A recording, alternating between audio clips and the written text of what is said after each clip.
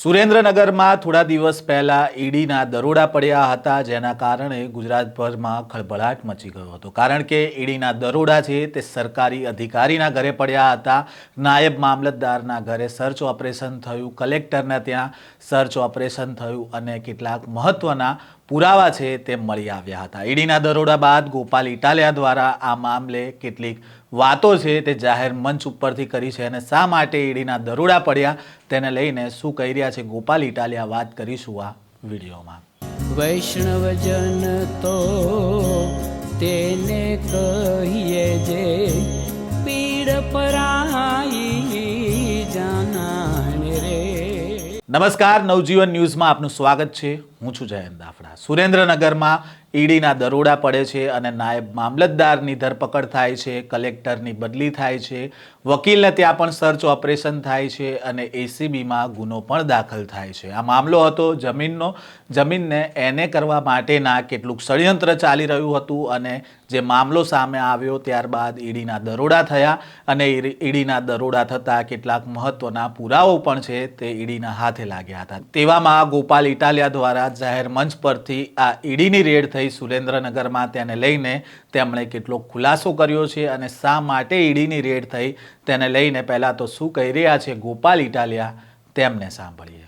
હમણાં છાપામાં સુરેન્દ્રનગરના કલેક્ટરના સમાચાર આવ્યા છે. કોને કોને ખબર છે? સુરેન્દ્રનગરના કલેક્ટરને 2 દિવસ પહેલા ઈડી એન્ફોર્સમેન્ટ ડાયરેક્ટરેટ, કેન્દ્ર સરકારની ઈડી નામની જે સંસ્થા છે, ધ્યાનથી સાંભળવા જેવી વાત છે. સુરેન્દ્રનગરના કલેક્ટર 1500 કરોડનો કૌભાંડ કરતા કેન્દ્ર સરકારની સંસ્થાએ પકડ્યા. પહેલો વિચાર તો એ આવે, ખાલી સુરેન્દ્રનગર વાળો જ ભ્રષ્ટાચારી છે, બાકી શું છે? એ એક જ ચોર છે? થાય કે ન થાય એવો પ્રશ્ન. એને 1500 લીધા હશે, અમારે ટીડીઓ એટલું કરીને બેઠા છે. એટલી સુરેન્દ્રનગરના કલેક્ટર 1500 કરોડનો ભ્રષ્ટાચાર કરતા કેન્દ્ર સરકારની એજન્સીએ ગુજરાતમાં આવીને પકડ્યા. કેન્દ્રમાં સરકાર ભાજપની, ગુજરાતમાં સરકાર ભાજપની, તો ગુજરાતમાં કેન્દ્રની પોલીસ આવીને ગુજરાતના કલેક્ટરને પકડે એ વાતમાં કઈ શંકા ન થાય?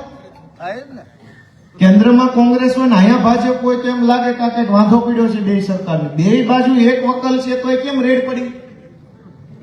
દોસ્તો, કારણ સમજવા જેવું છે. ગુજરાતના એક માણસે, કેન્દ્રમાં એક કંપની છે સોલાર કંપની, એને વડાપ્રધાન આરે બહુ સારા સંબંધ છે. એટલે વડાપ્રધાનને મળીને કીધું કે ભાઈ મારે ગુજરાતમાં સોલારનો બહુ મોટો પ્લાન્ટ કરવો છે. એટલે વડાપ્રધાન ઓફિસેથી ગુજરાતના મુખ્યમંત્રી કાર્યાલયમાં ભલામણ આવી કે આ છોકરો હું મોકલું છું રમેશ નામનો, એને આપણે સોલાર કરવા માટે મન ફાવે એટલી જમીન સરકારી આપવાની છે, સરકારી ઘટે અડખે પડખે વાળા ખેડૂતોની પોલીસ મોકલીને પડાઈ લેવાની છે, અને સુવિધા કરી દો, પ્લાન્ટ નખાઈ દો.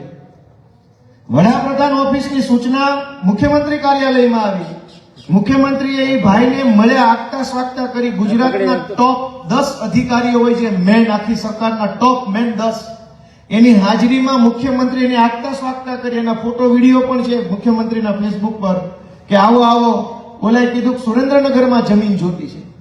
વડાપ્રધાનની ભલામણ, ગુજરાતના મુખ્યમંત્રીની ભલામણ, ઈ માણસ સુરેન્દ્રનગરમાં જમીનનું બધું કામ કરવા ગયો તો કલેક્ટર એની પાસે પૈસા માગ્યા તે લીધા તે.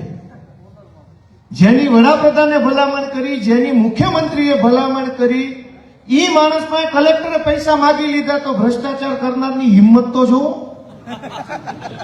હિંમત તો જોવો એની કલેક્ટરની. માગ્યા તે લીધા તે. ઓલાએ વડાપ્રધાનને કીધું તમે મોકલ્યો તોય પૈસા માગ્યા. તો વડાપ્રધાન ઓફિસ વાળાએ ઈડી ફોન કર્યો કે અમે લીધા પૈસા, એને શેના માગ્યા? જાઓ પકડો. તારે ક્યાં લેવાના? તમે લઈ લીધા છે. વાંધો ઈ વાતમાં પડ્યો કે ઉપર લેવાઈ ગયા છે, હેઠે વાળા શેના લીધા? અને હેઠે વાળો કેવો કહેવાય છે, એને વડાપ્રધાનની બીક નથી લાગતી. તો આ રાજ્યમાં હાલે છે હું વિચારતો કરો. આમાં હું હાલે? આમાં હું હાલે? તમે જો વડાપ્રધાને કીધા પછી કલેક્ટરો જો પૈસા લઈ લેતા હોય તો આપણી જેવા ગરીબ ખેડૂતો પાસે તો તાલુકા પંચાયતના સભ્યની ભલામણ નથી હોતી. ઓલો તો વડાપ્રધાનની ભલામણ લઈને આવ્યો તોય કલેક્ટરે હોરી નાખ્યો. આપણી તો ભલામણ એ કોણ કરે? કોણ ભલામણ કરે આપણી? કોઈ આપણી ભલામણ કરે એમ નથી. તો આપણને કેટલા હોરી નાખ્યા હશે એ વાતની ગાંધીનગર વાળાને કઈ ચિંતા જ નથી.